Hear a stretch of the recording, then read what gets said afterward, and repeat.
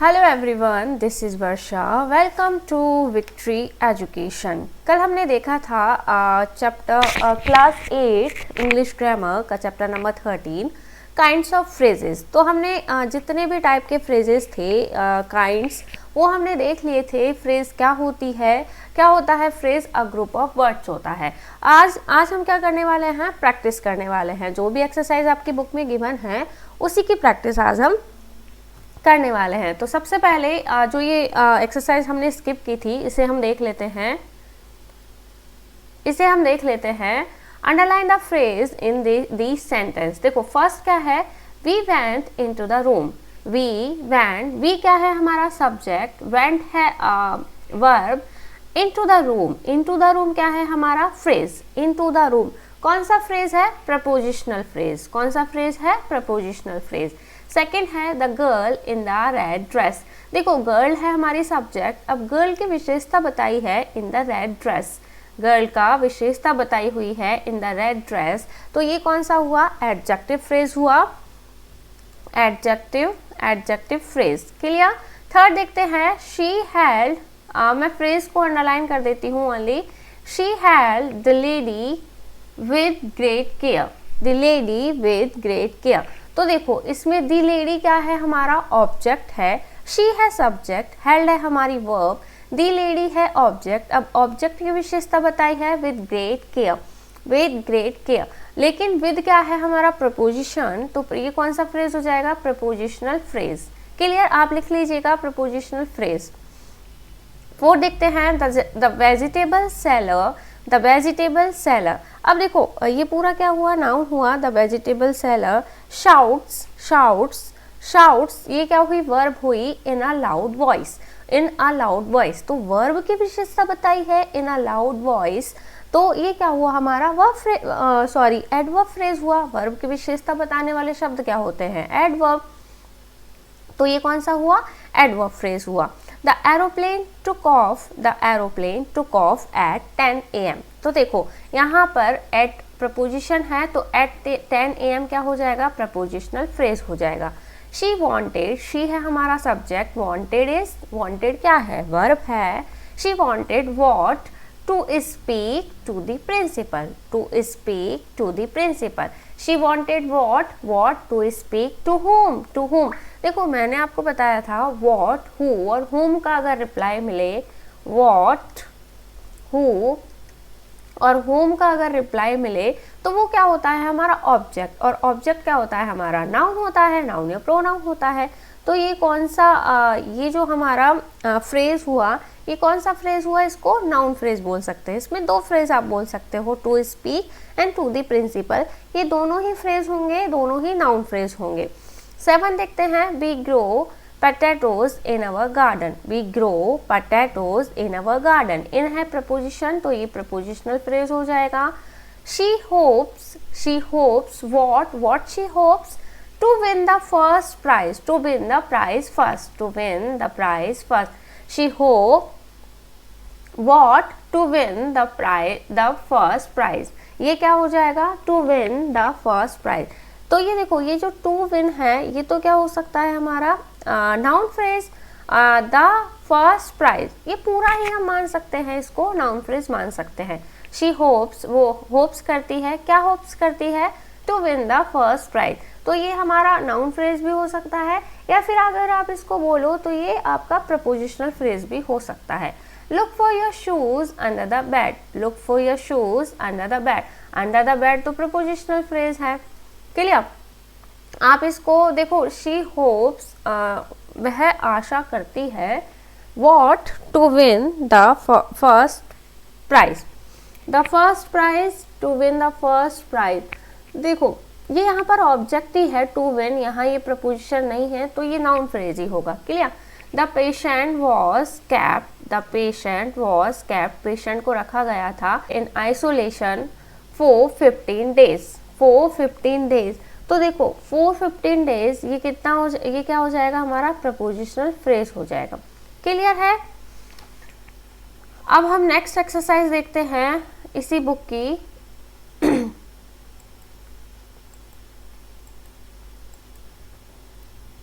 This one, okay इसमें क्या करना है हमको, use these phrases to make sentence. अब इन फ्रेजेस को यूज करके हमें क्या करना है, सेंटेंस बनाने हैं। अब फर्स्ट क्या लिखा हुआ है, इन द सन, इन द सन, तो इससे हम सेंटेंस क्या बना सकते हैं, क्या बना सकते हैं, we sat in the sun at the park, ये भी बना सकते हैं, we sat in the sun at the park, at the park. Clear. Second देखते हैं, under the bridge, under the bridge, the river is, क्या बना सकते हैं, the river is under the bridge. Clear. Third देखते हैं, on the shelf, on the shelf, देखो यहाँ से आप देख सकते हो, please keep the books, please keep the books on the shelf, please keep the books on the shelf। Clear. और इसी सेंटेंस को आप यहाँ पर भी यूज कर सकते हो, please keep the books on the shelf. Clear. Last evening, last evening से तो क्या बन सकता है, I went my uncle house last evening, I went my uncle house last evening. Clear. A rich king, a rich king, he was a rich king, he was a rich king, इतना भी बना सकते हो, ही was a rich king, या फिर आप बना सकते हो, once upon a time there was a rich king। Clear. In school, my best friend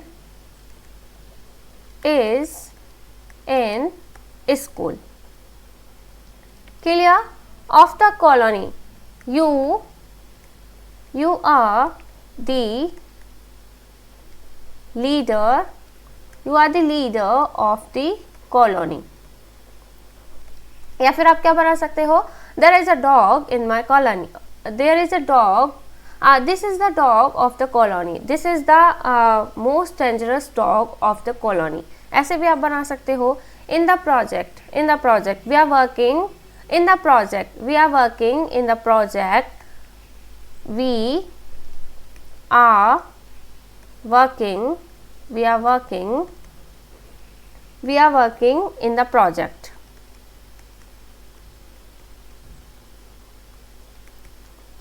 in the project तो नहीं होता है, we are working on the project हो रहा है, तो इसका क्या बना सकते हैं हम, देखो इसका क्या बना सकते हैं,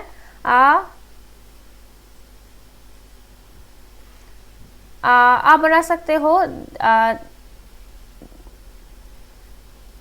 there are 10 को लिख सकते हो 10 slide, there are 10 slide in the project। Okay ये आप बना सकते हो। क्लियर। नेक्स्ट देखते हैं, जो दूसरी एक्सरसाइज है, please keep the book on the shelf, on the shelf. Clear. The cat is hiding behind the door, क्या बना सकते हैं, behind the door. The children went to school, I was alone when the children went to school, I was alone when the children went to school। या फिर आप बना सकते हो, she came when the children went to school, she came when the children went to school। her aunt lives in a village। Clear? The cat was sleeping under the table, under the table। The teacher wrote the answer on the board, on the board। He was practicing for the match, he was practicing for the match in the evening। someone gave her a nice gift. My grandpa showed me a beautiful picture. Clear? Mouse was caught in a trap. Mouse was caught in a trap. तो आप क्या लिख सकते हो? A little brown या grey. A little brown mouse was caught in a trap. Is playing with her doll. A cute girl is playing with her doll. The boy, इसका क्या बनेगा? The boy who just arrived is Naveen. The small funny clown wore क्या पहना हुआ था उसने? A small hat. हम क्या बोल सकते हैं? A small hat. Father has been working on his presentation since morning